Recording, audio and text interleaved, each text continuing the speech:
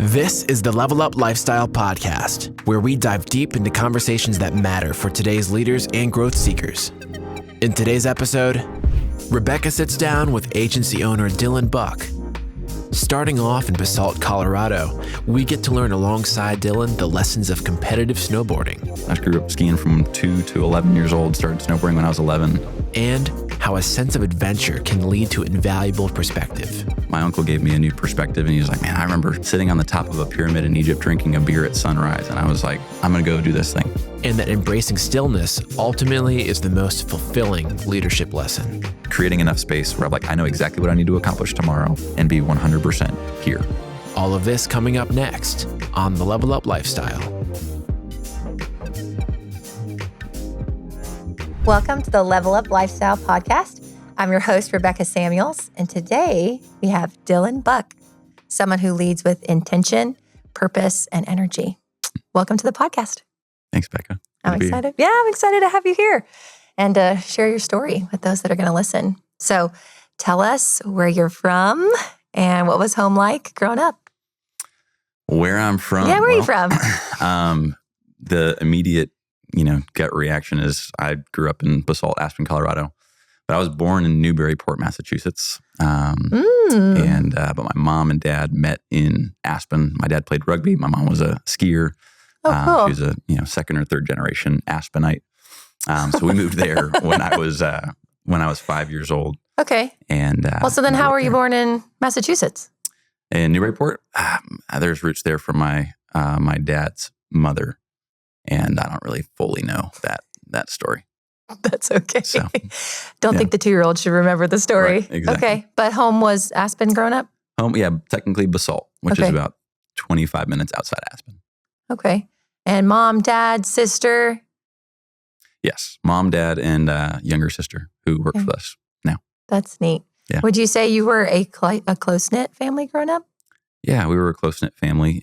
Kenzie and I butt heads the way that 18-month difference siblings do. Oh, wow. Okay.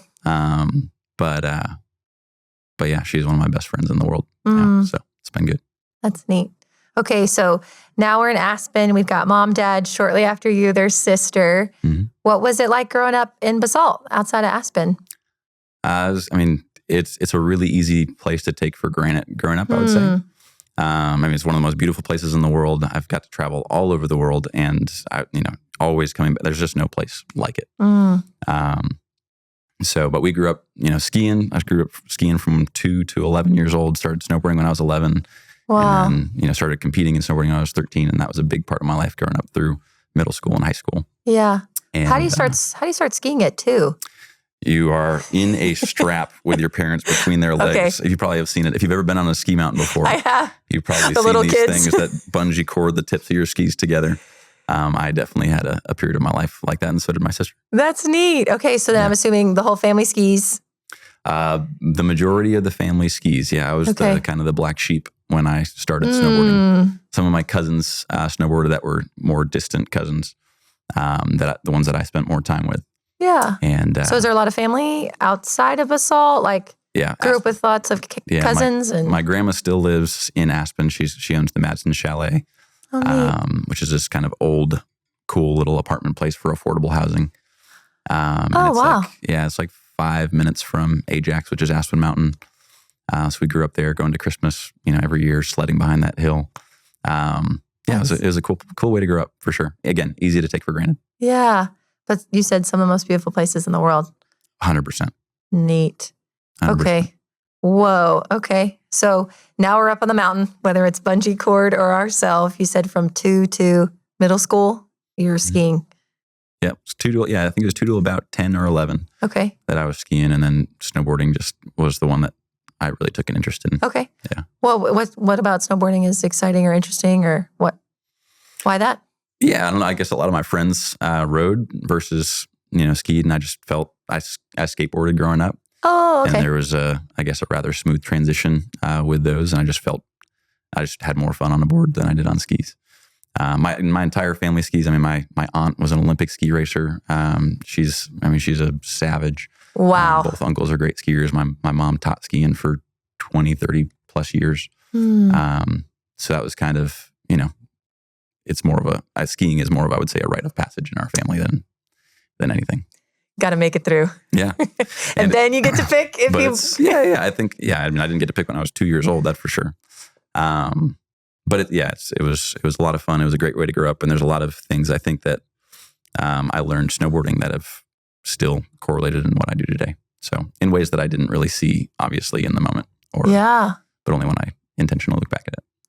Okay, so mom and dad skied. It's a rite of passage. I guess what or who influenced you most as a child? I mean, those 2 to 10 years are pretty influential. What or who influenced me? Yeah. I would say, I mean, still the thing that we hear all the time, you're the average of the 5 people you surround yourself with most. So I grew up with a group of people that I competed in skateboarding with and a group of people that I competed in snowboarding with. And I would say that shaped a lot of my competitive nature. I would say that shaped a lot of things. Okay. So let's dive into that. What is that like competitively snowboarding at such a young age? Or is that the right age? I mean, are you 10 and competing? I think I was 12 or 13 when I started competing. But were you pretty good? I was all right. Yeah. Okay. Yeah, it was something I wanted to pursue. But yeah, it was a good time. Yeah. And I know you mentioned this a little bit earlier, so I'll go back to it. What are some of the lessons from snowboarding that you learned as such a young man, right? 12, 13 years old, that you use today, or whether it's as a husband or a business owner or a friend? Yeah, well, I feel like there's a lot of context that would be help, like that. I think all that is kind of all in some way led me to where I'm at now. I mean, I get to give you a little bit of context. Yeah. So I, again, grew up competing in snowboarding. That was like my life until I was 20 years old, and that kind of started fading out, and like 21, 22. And I think my last competition was a big air competition when I was 22 years old. But once I got into college, snowboarding started to kind of fizzle out. There was a snowboard team, at the university, but people were learning how to snowboard there. It wasn't like a team that I was used to. So eventually it just didn't make sense to do it anymore, to travel 3 hours back to the mountains where we were. And I didn't have football. I didn't have the skateboard competition anymore. So competition just kind of went away. And I would say that there was an interesting, I guess for me, with growing up in snowboarding, with just the world that is, it's very, it can be, it's not always, but it can be very ego driven, right? It's very I focused. And what I've noticed throughout my life and my career is anytime that I'm focused on me, myself, and I, there's a underlying tone of insecurity that starts to root and sprout. So I think ultimately the insecurity, like there's a sense of confidence that came from snowboarding. Yeah. That just, being good at it and being able to compete with people that were really good at it. But there was also a strip of insecurity that was painted in my life as a result of focusing on what it looked like, what your style is like. Everything is very much so. It can be very image driven, and again, it was for me in the circle that I was competing in. So I would say that there was a opportunity that I learned about when I was a junior in college that allowed me to kind of dig into some real confidence anchors. But when my junior year of college, I got to go on something called Semester at Sea. So I got to hop on a boat, circumnavigate the globe. We went to 13 different countries in 105 days. Wow. It was amazing. And we got to see all these different perspectives, see people in different countries going through wild things, awful things, got to have amazing experiences, just see a lot of sad things. And that gave me I would say a really cool perspective on the things that I had taken for granted my entire life. Started to help me focus less on me, myself, and I. And just realize how blessed I was to have what I had. Did. And I started to realize, and I've shared this in a lot of different settings, but it's interesting how in America, when you have everything, that stuff is taken for granted. And then when you go into, a third world country, and they have nothing, the second they have something, they've got everything. So those perspectives, I mean, it was like, that was a maximum experience. I left. I was hesitant to leave before because I was like, I don't want to have, I had the fear of missing out. I don't want to go, I'm going to miss out on this party or this experience. No, I think you're touching on something there. Like what, I'm assuming before then you hadn't traveled the world, right? You had been mostly in Aspen, right? Competing, snowboarding. What was the impetus to, I'm going to jump on a boat and go around the world? Yeah. Well, my mom did semester at sea. So did my uncle on my dad's side of the family. And when my mom shared it with me, I was like, it sounds like a cool thing, but I don't know. And I liked the idea of doing the Euro trip because Europe sounds cool when you're in college. Yeah. But then my uncle gave me a new perspective, and he was like, man, I remember sitting on the top of a pyramid in Egypt drinking a beer at sunrise. And I was like, I'm going to go do this thing. So that sounded cool. But also at that point in my life, I was in a relationship that was more challenging. And it was like, this is a nice way to kind of escape, get out of the situation, start fresh, and see the world. And I'm so glad that I didn't do the Euro trip, because obviously that's a place that you can go to at any time, or you're more likely to go to at any time. But we got to go to, Dominica, south of Cuba, down to the Amazon River to Manaus, Brazil, over to Rio de Janeiro, over to Ghana, Africa, Cape Town, South Africa, east to Madagascar to Mauritius, India, Singapore, China, Japan, Vietnam, Hawaii, and then back to California. And it was an incredible experience. It was a maximum experience where I got to gain a whole bunch of new perspectives on life. I got to realize the things that I took for granted. I would say that when I got back to my home campus, there was, I don't know, I was excited to get back, but then once I got back, I remember this very specific scene of my friends sitting on the couch in the exact same order and position they were sitting on the couch when I left. And I was like, talking about the same stuff we were talking about when I left. And I was like, I gotta go again. I gotta leave. I just want to continue growing. So it wasn't that there was anything wrong with what they were doing or the situation that, that they were in. I was just hungry for more once I knew what else was out there. And that summer I was supposed to go to an internship for a snowboard company doing graphic design in Austria. And that was the plan. And I got a call about selling stuff door to door, 80 hours a week on straight commission. And I was like, I got to learn about this. And I went and heard about it, and I was like, this is what I'm going to do. And my friends thought I was crazy. They're like, what do you mean? You can go to Austria? This sounds cool. And there was something in me that knew that that's not what I should have done. And there was something in me that knew I needed to go get rejected 80 hours a week in some different part of the country and practice a lot of the skills that I was becoming more and more aware that I didn't have. Where family was super jazzed about you going somewhere you'd never been and knocking on doors for 100% commission, or what was that like? Or did it matter? Family was, they were supportive. They kind of knew how I am. I'm just like, hey, this is what I'm doing. And they know that I meant it. And, they raised me to make good decisions. And I think they trusted me to make decisions that were right for me. So yeah, they were supportive, a little bit hesitant. And then they met the guy that was interviewing me, and then felt a lot better after that. Because I guess I was at that point 21. So I wasn't the age that people usually are when they're learning about the opportunity. So you jumped in once again. Jumped in Not a week a boat, later. But okay. Yeah, into the field. And a week later I left for Nashville, Tennessee. Whoa. And that started a 7-year career of pouring into the lives of young people. Is there something that you learned that first summer that was pivotal to you having those 7 years there? Was there something you got a taste of or you learned, experience that made it, 7 years? Yeah, there was a lot. Well, I think, first off, when I got to Sales Academy, there were so many people that you could tell didn't care what people thought. And that was very alluring to me. But also I judged it. I was like, these people are you're not cool. I grew up in the snowboard world. It's like, you got to be cool. Okay, so there's still remnants of that. Oh yeah, for sure. Even though we saw the lowest of low and across the world, you're still that's realizing. still existed and probably still exists in me today. It's just a lot more muted than it was, especially when I was back in the competitive snowboard world. But yeah, I was like, but also again, there was something in me. I was like, man, I want to not care as much as these people don't care.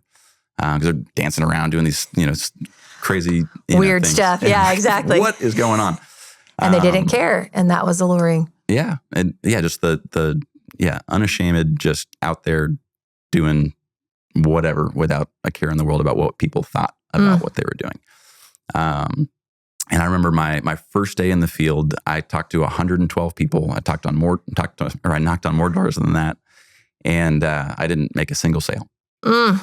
And I remember thinking about 30 minutes into the day, I'm like, this is the next 4 months of my life. I don't know if I can do this. I remember physically shaking the thought out of my head and being like, no, this is what I'm doing. I'm here to have an experience. I'm here to get stories for the rest of my life. And that was the only time I thought about quitting that entire summer. But about an hour later, I was so grateful that I had that thought. Yeah. Because about an hour later, I stepped on this porch, scared a dog, and it jumped out. And, I was like backing up and trying to get back fast enough so it could get to the end of its chain before it tried to bite me. And I just missed, and it got its tooth into my quad. And I started This is the first day still? The first day. Oh, Jiminy Cricket. Started squirting blood out of my leg, and this woman comes out and helps me get all bandaged up. Can't get worse. It's got to get better. But the interesting thing, and I think what shifted in me was I got really excited that I got bit because of the thought that I had an hour or two prior of like, I'm here to get stories. Because my immediate thought is, oh my gosh, I already have a story. And that mentality, I think, is carried with me in a lot of things. But I think specifically, and I shared this story many times before, but again, didn't make any sales my first day. The very next day, I stepped up onto this house. It was a greenhouse. Where are we, by the way, in the world? Upstate New York. Okay. You're in upstate New York. Upstate New Okay. York. Yeah. So the second day I was a little bit more out into the country, and there's this greenhouse with a porch that was kind of drooping. And there wasn't any stairs up to the porch. So I have to hop up onto the with porch your leg injury. Well, it wasn't that big of a, it's just a hole that was squirting blood. There wasn't like bone or tendon or just a mere flesh wound. Just a mere flesh wound. Yeah, absolutely. So that wasn't that big of a deal. But where that does come into play, I knock on the door like my dun dun dun dun dun dun, which was for 7 summers. And this woman comes, starting to walk to the door. And the second that she does, just like this crazy barking. And I'm like, gosh, dang it, not again. And but you can hear there's like more than one. Okay. And more than 2. And this more than is 5. A dog lady. Yes, it's a dog lady. She comes out, my heart's pounding. I'm standing side profile down at the bottom of the steps, and I give my approach. I thought there were no steps. No, down at the bottom of the porch. Got it. Okay. Sorry, you're right. Down at the bottom of the porch. And I'm just like trying to stay as calm as I can. My heart's beating super, super fast. And I give my approach as low and slow as I can, and ask for a place to sit, wipe my feet in the muddy grass that I'm standing in. And she's like, "You're not afraid of dogs, are you?" And I'm like, no. Right? She's like, "All right, come on in." She's like, don't make any sudden moves. Cool. So we go into the house, and the dogs are all like, got that scary dog face, but they're wagging their tails. And I'm just like moving walking as slowly and as smoothly as I can to the end of this big, long table. It's just her, all these dogs. And it's probably, I remember at least it being like a 12-foot table, like very good for hosting, but I can't imagine she hosted very many people. With her pack of dogs. Right. But I sit down, I go through my presentation. Yeah. And that was she's like, I'll take it. And that was the first sale that I ever made. Wow. So to answer your question in terms of what shifted in that first summer is like, I started to learn and form the habit of facing fears. Now that one, I don't know that I would recommend anybody face again, or like, I think I was lucky Siberian to go the way Husky that I pack at the top of a hill. Yeah. So, bit by a dog the first, sell into a pack the next. But it was cool. And I remember coming out of there and just having this surge of excitement and energy and confidence of like something started to be planted there, not in terms of a very breakable glass shield of confidence that I had developed in snowboarding, but like a deep rooted confidence in who I could become as a result of, being the kind of person that I wanted to be, operating with a certain sense of character and by a certain set of principles. Did you know those principles at this point?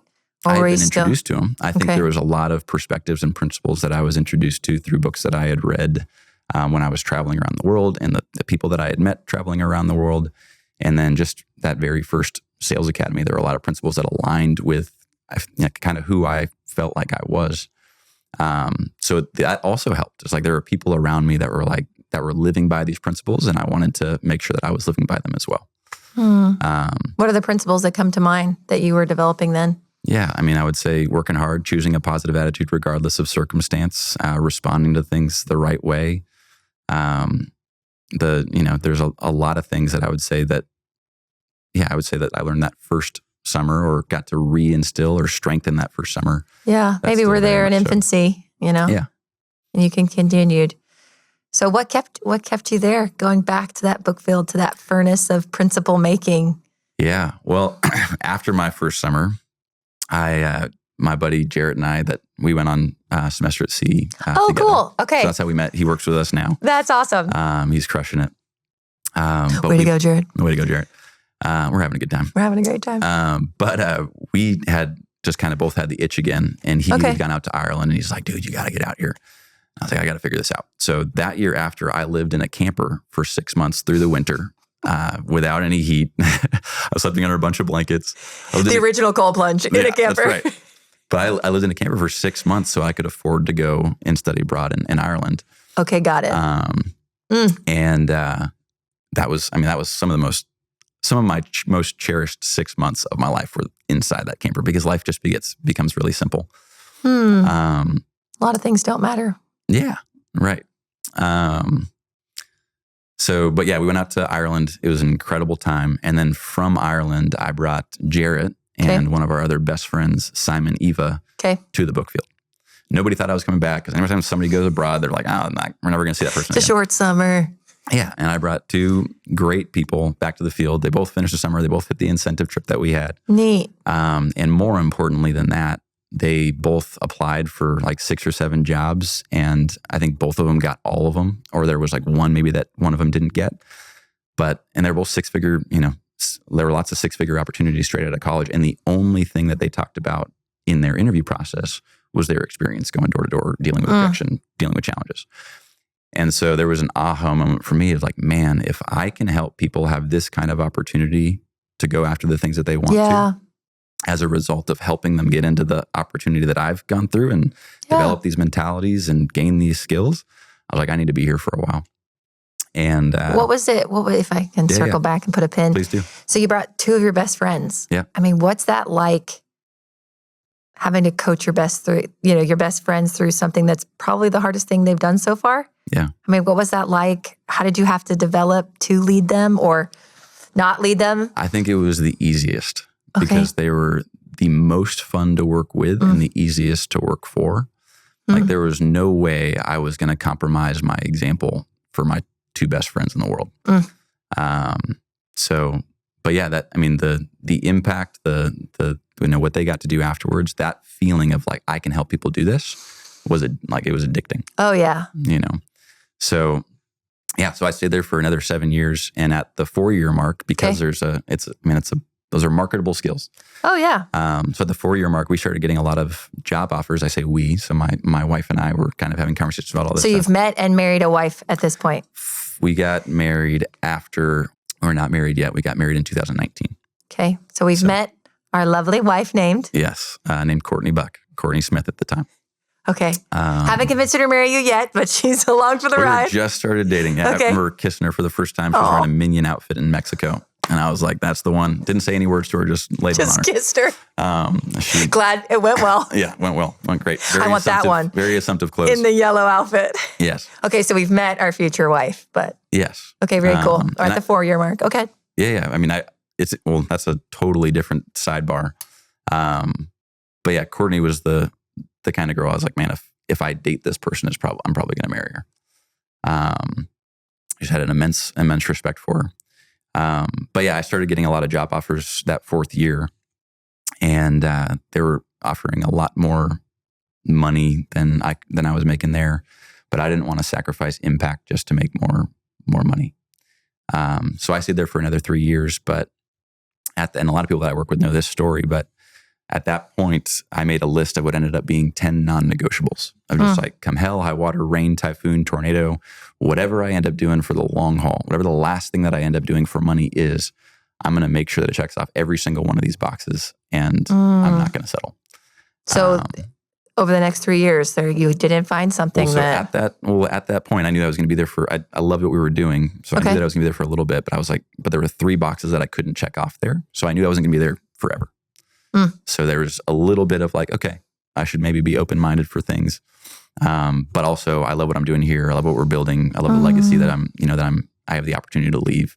Like there's still a large organization in that company that I got to start. Yeah. So what are the 3 boxes? The 3 boxes that weren't checked? Yeah. Because it took 3 years, it sounds like, to. Well, no, not to find it. My work there wasn't done. Even though I had 3 boxes that weren't checked. I knew that wasn't where I was going to be for the long haul. But at that 7-year mark, when it just, that was when Courtney and I were married, we pictured a different schedule as a couple. We pictured a different schedule as parents. And we told them that we were going to move on. And at that point, I took 6 months off to figure out what that next thing was going to be. So you didn't know the next thing when you said goodbye? I had no idea. What is that like, to stop the legacy you're building, the impact you're having, and do nothing, or just take time to? No. I just knew I was taking, it wasn't necessarily 6 months to like do nothing, but it was 6 months to search for whatever the thing that checked off every single one of those 10 non-negotiables was. I didn't know it was going to be 6 months. I was open to it being 2 months. Got it. I was open to it being a year, but I just wasn't going to settle until I found the thing. And I talked to a lot of different recruiters, a lot of, mentors, a lot of different companies, a lot of different industries, and after 6 months, this was the only thing that checked off every single box. And, it's been a huge blessing for my family financially. The biggest fear that we had was not being able to have the same kind of impact that we had prior. So that's one of those boxes? That was the first box, was make an impact. I still want to know these 2 other boxes. That was at the other company. There's 10 boxes. Okay. There was just 3 that weren't checked in the last company. I think that's a really important exercise. For sure. It's super helpful. To figure out what are the things that I want no matter what. Yeah. I mean, for me in this career, it's allowed me to put those horse blinders on to not get, be attracted to shiny objects or different opportunities. Like, people are like, come work with this, come do this, come do this. It's like, no, I've got everything that I was looking for. And, I've shared this with people as well. But like, if somebody dropped $1 billion into my bank account right now, I probably wouldn't be doing anything different. And that's a cool place to be. I feel like I'm operating from a space of mission. I feel like I get to do something that's meaningful. Now there's absolutely times where I'm frustrated. I'm like, why the heck do I do this? And why do I put myself in the situation to, if you want to be liked by everybody, don't be in leadership. No. But the reward far outweighs the challenges, the turmoil, the negatives. So how did you hear about family heritage? Like, how did you find out those 3 other boxes that eventually secured your 10? Yeah, that's an interesting question. Depends how deep we want to go into that. Yeah. Well, I think I know that you were friends for a long time with somebody in our business. If that's where you want to start, then yes. So yeah, Justin has been a good friend of mine for a long time. I met him on a trip that we had done. I think we were in either Colorado or Montana for a snowboard trip, ski trip. And we did that every year since. So when I left, I kind of avoided talking to Justin because I was like, I love Justin. I know I don't want to work with him. I just don't know if I want to work with, family heritage. And why at the time? Why at the time were you thinking like, that's not for me? Just insurance or? Yeah, I was like, I never thought in a million years I would be in the insurance world. Again, cool card. It's like, that's not cool. Okay, so we're still ripping up the cool card. Yeah, absolutely. 10 years later. A lifelong pursuit. But no, I mean, if you want to, there's also, I had an introduction to family heritage before that, where it's just like, man, this person was clearly doing very, very well financially. But I would say the morals didn't fully line up. Yeah. And that was, to me, that was family heritage. And I was like, I don't know if that's for me. And then I had a conversation with Justin and I was like, all right, this is the first time after all the conversations that I've had, this is the first one that feels right. He had very similar philosophies on leadership and just very similar mentalities in terms of the way that you build a business, the way that you lead people, the way that you treat people. And I was like, and he was going to fully let me just be hands off and let me do my thing. And that's been, was and still is a phenomenal business partnership. He's one of my best friends in the world. It felt right. And I'm glad I trusted my gut when that happened. Wow. Okay. So jumped in again. Yeah. All in. What was y'all's mentality? I mean, coming from the business you were coming with and then transitioning into a totally different industry, what was the mentality coming in? What were you looking to accomplish, to learn? Yeah. My vision was to build a business with my best friends and like-minded people. So one of my non-negotiables was having complete conviction in the opportunity at every level, entry and beyond. Okay. Because if I was going to bring my favorite people in the world, the people that I love and care about the most in the world, I needed to make dang sure the opportunity that I was bringing them into was phenomenal, was top-notch, and that they could, succeed at a really high level as well. And the opportunity would just be, matched by whatever the opportunity was, be matched by whatever work ethic they had or whatever they were willing to put into it. And this absolutely was. So I got to bring in, Jarrett, who again was the best man at my wedding. I was the best man in his. I work with probably 3 of our groomsmen, a couple of our bridesmaids, my sister, and a lot of really, really, really great friends, and a lot of people that are very like-minded that have come on since have become very, very close friends, which has been awesome. How important was the product in your search and your decision? It was huge. So about a year before I guess it was my 6th summer in our prior company was the most challenging summer because my dad was going through all this health stuff. My sister was going through a lot of crazy health stuff. And I'm going like 85, 90 hours a week. I'm thinking like, what if I don't see them ever again? So I hit implosion. That I didn't actually, they didn't call it that. I call it that. Because I had grown a significant amount every single year. And then my headspace, the 6 inches between my ears I was challenged in a way that I hadn't been challenged at that, yet. And so that was Let's sit there. Okay. So you've had a very successful career for 5 years. Then you have the worst one or just a decrease?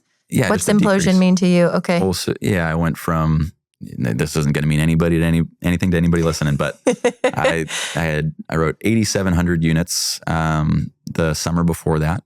And then the next summer I went from 87 down to 67 or 65 or something like that. And then the next summer I came back and, was able to redeem myself with like 9,500 or something like that. I had to go get married, so I couldn't cross the threshold of what a lot of people wanted. So before the redemption arc that happens there, what was that like at the end of that summer? Especially with, it sounds like. Well, real quick before, because what you were saying earlier is the, insurance, how I feel about the product, right? The reason I went back to that 6th summer is my dad had, he was in Hawaii, he got picked up by a wave and slammed into the beach and he broke his neck. And he was out of work for like 6.5 months. And these policies would have paid my dad $75,000, right? And you look at 99% of households across America, that's a big deal. So I started to have a conviction in something that I, kind of disdained for a long time. My dad didn't like the idea of insurance growing up, so I didn't like the idea of insurance growing up. It's like you pay for this thing for this many years, and then something happens on the 20th year, and you still got to pay a $5,000-$10,000 deductible before it helps you. But obviously, that's a blanket statement about what insurance is. And this whole idea of return of premium was really, really cool. So I loved the product. I loved the peace of mind that I knew that I would be able to experience as a person selling it or offering it to the people that were going to be also giving peace of mind to. Because when I've sold stuff in the past, I've technically always sold good products. But there's always times where I felt weird, gross, or icky about the sale because I'm like, I don't know if this person really wants this or if they really need this. Or they'll use it. Or if they'll actually use this, right? And that's not your responsibility for them to use it if they're going to buy it. But there is something that wears and tears at your conscience when those factors are at play. And with this product, those factors were totally removed. It's like if they need it, we're going to be able to pay cash directly to them in the scariest time of their lives. So they can take care of what they need to and focus on getting healthy versus stressing about bills. And if they don't ever need it, we get to refund 100% of what they paid in back to them. And I was just like, that's a win-win, right? Why would people not want that? So I've heard that if you're good at selling, you should always sell something that everybody needs. You should always sell something where you don't have to worry about inventory, right? We don't sell a physical box product, good, right? And you should always sell something that you believe in and that you get paid on more than once. right? If you're going to put in all the effort on the front end to make the sale, hopefully you're going to benefit from that on the back end versus the company being the only one that does. So there's such an awesome opportunity for people to build genuine generational wealth in a company like this, where their efforts are rewarded year after year after year, because of the discomfort that they were willing to experience moment after moment. And it gave you confidence, right? That this was where you could be for the last time. Yeah, make money. That was definitely one of the non-negotiables, was having complete conviction in the product. And then this is the first thing that I've ever sold. I've protected thousands of families. This is the first thing that I've ever sold where I haven't felt weird, gross, or icky about a sale, which is just cool. I hear people say all the time that you get to rest your head easy on your pillow at the end of the night because you're doing a good thing, and that's real, right? It's not just something that people say with a return of premium product. It's like, that's real. We do a really good thing. Yes, you do. Yes, you do. So I think you'd mentioned something that I'll go back to if you let me. Yeah. You said that sixth summer was implosion because of dad and sister. What? Not because of them, but because of what I experienced as a result of what they were going through. Well, because your level of care and love, right? You're having those, if I recall correctly, you're having those questions of like, do I need to go home and have these important conversations and memories with dad? And I've got a responsibility to all people that I'm out there leading, and what that, it's an interesting dynamic. Yeah. How did you not balance that internal struggle of trying to produce at a high level, lead people, and then also family? Yeah, I did. I did the best that I knew how to do. I had conversations with people I needed to have conversations with, and at the end of the day, it was like, man, if you were here, there's not a lot that you'd be able to do, and that was really helpful to hear from my family, because I'm just like, that's probably true. And they also affirmed me that they were going to be there at the end of the summer. But when you're doing something really, really challenging, and people are going through that, your mind starts playing tricks on you. You're like, what if? And you play all these mental mushroom what if games.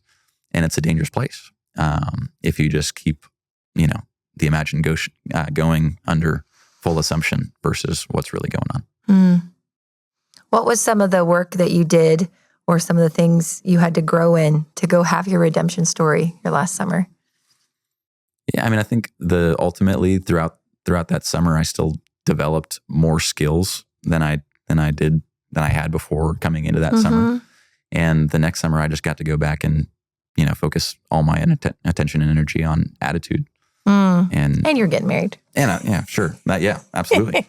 Got to finish strong, got a wedding. Absolutely. But when that factor was removed, and my, I guess I'd become a lot more mentally and emotionally mature that prior summer, I'm sure. But it's like, people, I don't know. I think a lot of people overcomplicate selling. Okay. And there's a lot of technical things that need to be fine-tuned in order to produce at a high level. But man, it is mostly a head game. Like it's attitude. And when people can go and be someone that people want to spend time with, or the people like you and they trust you, and you got a good product, good things are typically going to happen. And I would say that's the main thing that led to that, pretty significant growth that last summer. That's the way just you going want and focusing on having a great attitude, responding to problems well, the way that I did my first summer. Less holes with blood squirting out of them. Yes, for sure. I learned how to use my bag to protect myself from dogs at that point. Yes, the ultimate dog shield, the book bag. Yes. Okay. And then obviously you had your redemption story, got married, got to transition. You're here now at Family Heritage. Are there things it sounds like there's things that you still use today in the insurance field that you took from the book field? Yeah, absolutely. Everything.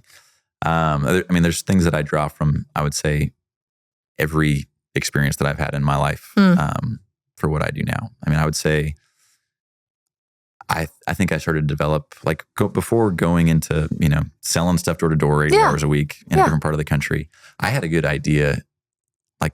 I would say I really had no idea of what I wanted to do. Right. I knew the things that I was good at. I was like, I don't know how I'm going to turn these things into a career at this point. Sure. But I would say through books, and even a little bit before books, and I think maybe even planted when I was traveling, and maybe before that, I don't know. Yeah. But I did have a really clear idea of who I wanted to be. And throughout that experience and throughout my experience here, I would say that I've got to shape and intentionally get I consistently get feedback of like, oh wow, you're not showing up in the way that you want to show up. What does that mean? You get feedback? I mean, if let's say I'm experiencing if I experience a lot of resistance in my life, I see that as feedback that I'm probably not showing up in a way that I should be showing up or as my best or highest self. But that's the best thing about a business like this is there's constant feedback. There's like constant feedback about things that you could be doing better. Whether you want to get it or not. Whether you want to get it or not. And it's not necessarily vocal feedback. Okay. It's more so like, again, the results are feedback. Are you getting the results that you want or are you not? And next, as you're projecting into a quarter or a month or another year, are you set up to get the results that you want? Or are you the kind of leader? Like right now, if I want to build a $30 million organization, right now, I'm not the leader that can build a $30 million organization, which means in order to become that person, I get to make intentional shifts. And I get to do that every month, every year, if I'm serious about growing, so. What are some of the things you're growing right now to become that other version of Dillon who can run that business and be that dad and husband? And it's interesting. I wrote some affirmations around these things yesterday. I don't remember exactly what they are yet. They're not deeper than conscious thought at this point. That's okay. Tell the audience what an affirmation is because they might not know. I sure hope they do. But yeah, I mean, I would say the easiest way to explain it is self-talk, right? What you say to yourself about yourself that you eventually agree with and believe. So I have recognized that I get to be more patient with myself. I get to create more space to be still, because the reality is, as an entrepreneur, there's always boxes that you can check off and always things that you can do. And sometimes being still feels like a waste of time. And there are very few things that are more important to do and to find time for than practice stillness. So that I can show up as the leader that is patient and loving and kind and understanding, and then that doesn't react but responds. And if I see myself reacting in a certain way, that to me is feedback. That, if you continue to operate like this, 32 million probably isn't going to happen. So let's reframe, let's redefine, and let's step into the version of you that can do it. That's good. Yeah, I think there's that saying that, wherever I'm reactive, wherever I'm defensive, that's where I'm afraid. Yeah. But I have the courage to face that fear and to grow. Yeah, it's a great affirmation. Yeah. What are some of the affirmations that you wrote down that you're working on? Like I said, I don't remember. They're not deeper than conscious thought yet.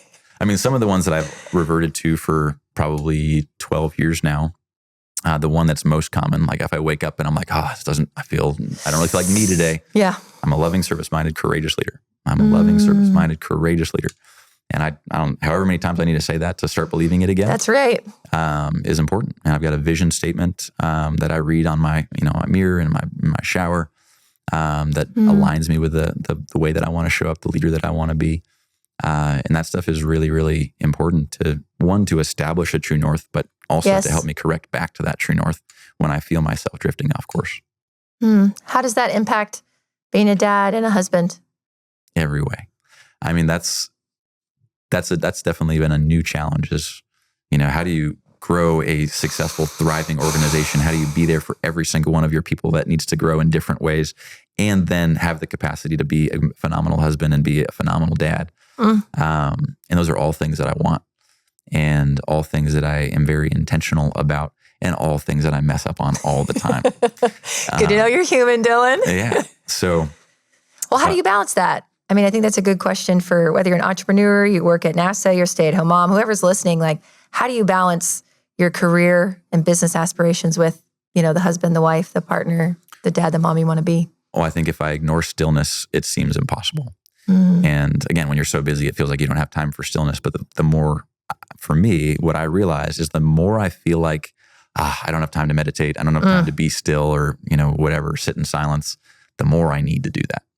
And then when I actually take the time to do that, I have more capacity and more space to perform at the level that I want to perform and that I get to or need to perform at to accomplish the things that I want to accomplish or to show up the way I want to show up as, in a like full intentional conversation eye to eye with my wife or, not having the phone on when I'm, there with my daughter and we're just playing, or she, her love language right now is being chased. So just, chase her, whatever the thing is going, or like peekaboo, or like, I want to be completely present in that. And if I don't let myself be still sometimes, it's just easy to glaze over that stuff and just be like, oh, I've got to get this done. I've got to get this done. Sorry, I don't have time for this right now. Versus creating enough space where I'm like, I know exactly what I need to accomplish tomorrow.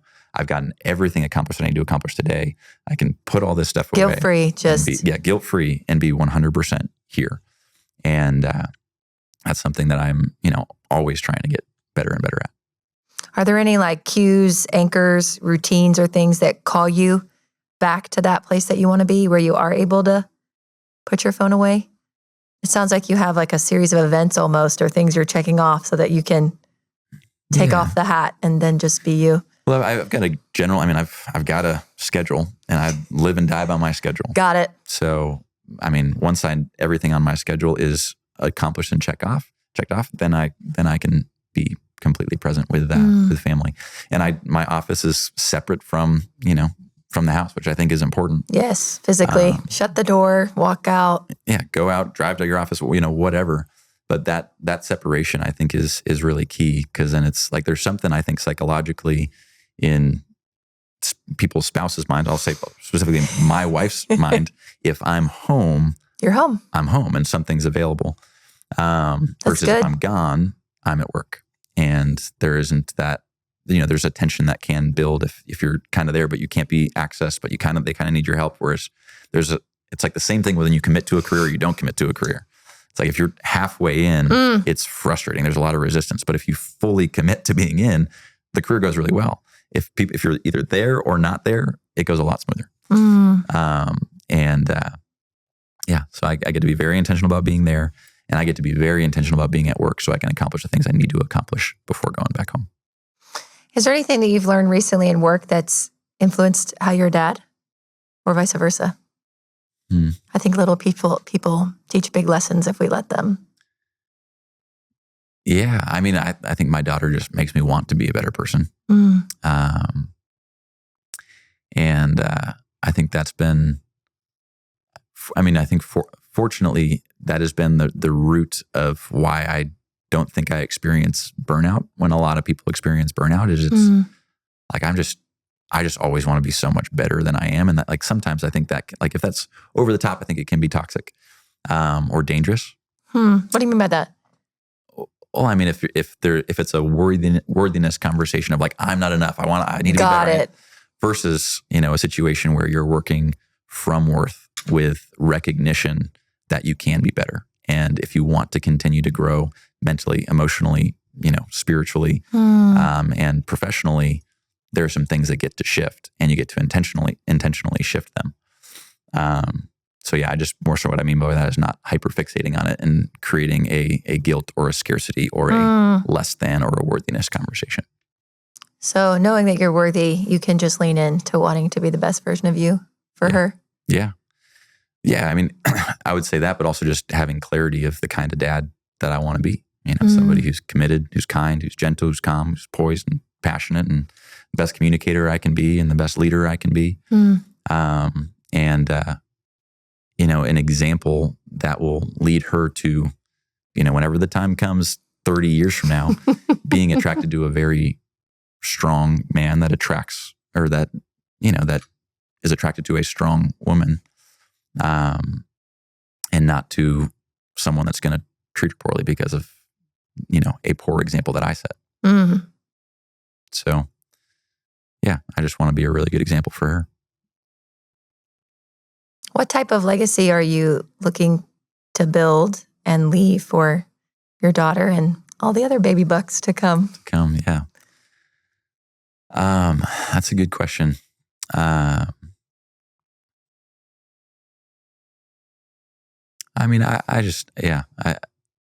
don't know, when I think about legacy, or, what I want to be here whenever that time comes where I'm gone. I really do just want it to be, meaningful. Like I want my daughter and kids to look back and just be proud of who their dad was and what he stood for, and knowing there's like without a shadow in without a shadow of a doubt that I always did things that were about what's right and not about who's right. And that operated by principles and not emotions. So that I could be, consistent and, someone who treated his wife really, really well and was present for all the most important moments of the kids' lives, and someone who really, deeply cared and led the people that he worked with really well. So, I got a lot of work to do to make that happen, but I think we're on the right track. Yes, you are. I look forward to celebrating you along the way. So thank you for your story and your heart. I think there's a lot of insight and lessons that people can take from your story and apply to their life wherever they are on their journey, whether it's jumping on a boat or in front of a door with a pack of dogs, or loving the people right in front of you really well. So I appreciate you, Dillon. Appreciate you. Yeah. All right. We will see you next on the Level Up Lifestyle podcast. Thanks for joining us today. We hope this episode has inspired you on your path to success. Make sure to subscribe so you don't miss the next story. See you soon on the Level Up Lifestyle podcast.